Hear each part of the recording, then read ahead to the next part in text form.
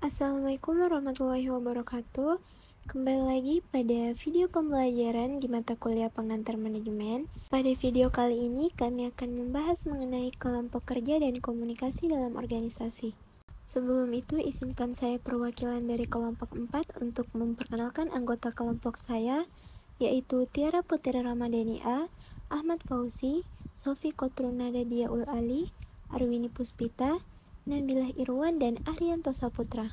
Pada materi kali ini kami akan membahas 5 pembahasan, yaitu yang pertama pengertian kelompok dan kelompok kerja, kemudian yang kedua pembagian kelompok kerja organisasi, yang ketiga adalah komunikasi dalam kelompok kerja, yang keempat adalah konflik dan komunikasi dalam organisasi, serta yang terakhir adalah jenis-jenis komunikasi dalam organisasi. Untuk pembahasan yang pertama adalah pengertian kelompok dan kelompok kerja.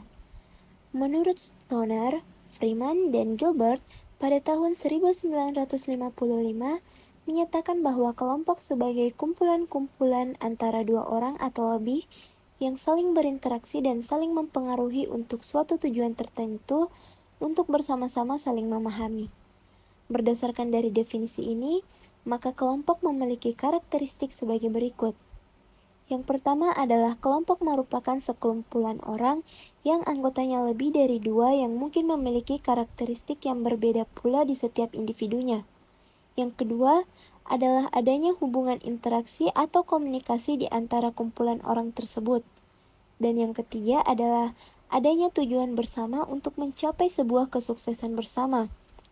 Kelompok kerja organisasi perlu dirancang dengan baik, dan hal yang paling utama jika organisasi atau instansi perusahaan beranggotakan dalam jumlah yang sangat besar, daerah kegiatannya luas, dan banyaknya pengolahan sumber daya.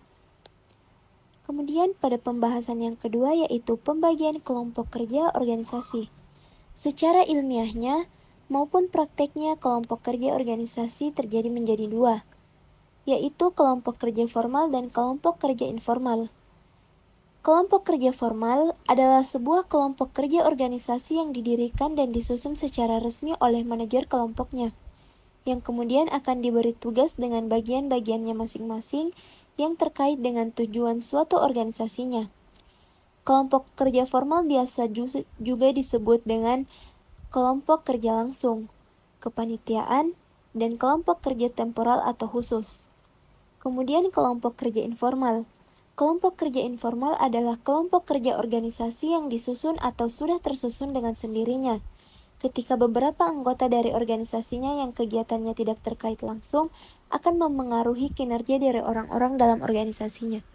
Masuk pada pembahasan yang ketiga, yaitu komunikasi dalam kelompok kerja. Ada yang mengatakan bahwa 2/3 waktu manajer terpakai untuk berkomunikasi, memberikan informasi penuh kepada rekan-rekan kerjanya dan saling pengertian merupakan hal-hal yang sangat penting, sehingga ada beberapa pihak yang menarik kesimpulan bahwa manajemen adalah berkomunikasi. Akan tetapi, sesungguhnya berkomunikasi hanya merupakan bagian dari manajemen. Fungsi komunikasi antara lain yaitu sebagai alat kontrol perilaku anggota dalam sebuah organisasi dalam berbagai cara. Motivasi kerja kru juga dapat ditingkatkan melalui komunikasi. Komunikasi terbagi menjadi 2, yaitu komunikasi vertikal, yang dimana komunikasi vertikal adalah komunikasi yang dilakukan seseorang atau bagian yang berada pada tingkatan organisasi yang lebih tinggi dengan tingkatan yang lebih rendah, ataupun juga sebaliknya. Komunikasi vertikal biasanya dilakukan dalam hal komunikasi berupa pemberian tugas. Kemudian yang kedua adalah komunikasi horizontal. Adapun komunikasi horizontal biasanya dilakukan antara seseorang dengan orang yang lain, yang memiliki tingkatan organisasi yang sama. Bentuk komunikasi yang dilakukan diantaranya adalah komunikasi dalam rangka koordinasi, kerjasama, dan lain sebagainya. Masuk pada pembahasan yang keempat, yaitu konflik dan komunikasi dalam organisasi. Terjadinya konflik di dalam organisasi dapat diidentifikasi melalui salah satu penyebabnya adalah faktor komunikasi.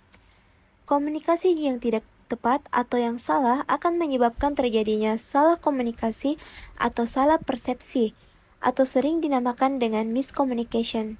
yaitu ketika komunikasi yang dilakukan tidak sesuai dengan apa yang sebenarnya ingin dikomunikasikan. Dan pada materi yang terakhir yaitu jenis-jenis komunikasi dalam organisasi. Yang pertama adalah komunikasi atasan ke bawahan atau downward communication. Komunikasi ini merupakan komunikasi yang berlangsung ketika orang-orang yang berada pada tataran manajemen mengirimkan pesan kepada bawahannya. Menurut Pace and Fools, terdapat beberapa jenis komunikasi terarah dalam komunikasi organisasi, yaitu sebagai berikut. Bawahan ke atasan atau upward communication.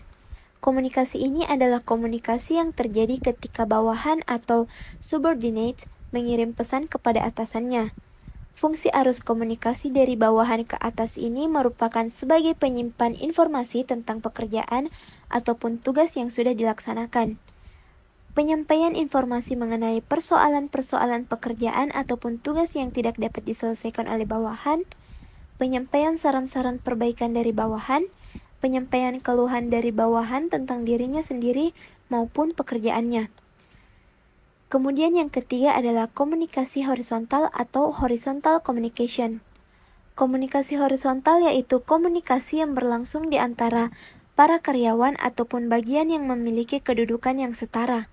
Fungsi arus komunikasi horizontal ini adalah untuk memperbaiki koordinasi tugas, upaya pemecahan masalah, saling berbagi informasi, upaya pemecahan konflik, dan upaya membina hubungan melalui kegiatan bersama. Kemudian yang terakhir adalah komunikasi lintas saluran atau interline communication. Komunikasi lintas saluran merupakan tindak komunikasi untuk berbagi informasi melewati batas-batas fungsional. Spesialis staf biasanya paling aktif dalam komunikasi lintas saluran ini, karena biasanya tanggung jawab mereka berhubungan dengan jabatan fungsional.